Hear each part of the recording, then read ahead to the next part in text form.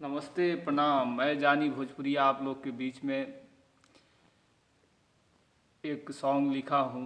भक्ति सॉन्ग है, देवी गीत है, जो मैं आप लोग के बीच में पेश कर रहा हूँ। तो इस साल हमने सोचा था कि ये सॉन्ग रिलीज़ करवाऊँगा, लेकिन मेरे पास पैसा नहीं हो पाया, तो नहीं करवा पाया मैं।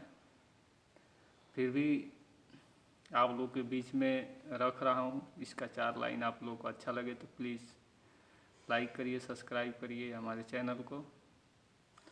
तो आइए सुनते हैं। हाली से पूजा के थाली ये बाबा जी को देही तैयार। हाली से पूजा के थाली ये बाबा जी को देही तैयार।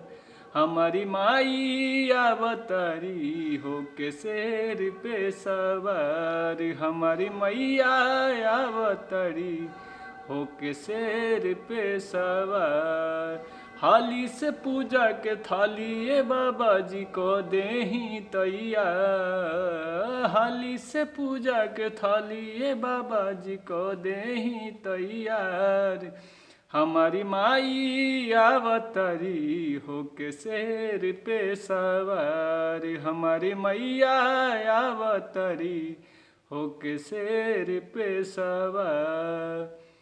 आवते चरनिया माई के आंसुअन से धोअब। गले से लगाई बुन के जी भर के रोअब।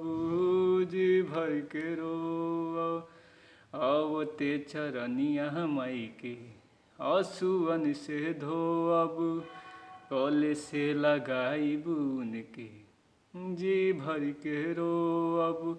काहे हो गईल देरी माई पूछब आरती उतार। काहे हो गईल देरी माई पूछब आरती उतार। हमारी माई अवतारी हो के शेर पे सवार। हमारी मैया अवतारी हो के शेर पे सवार। आवते चरनिया माई के आंसुअन से धोअब। गले से लगाई बुन के जी भर के रोअब।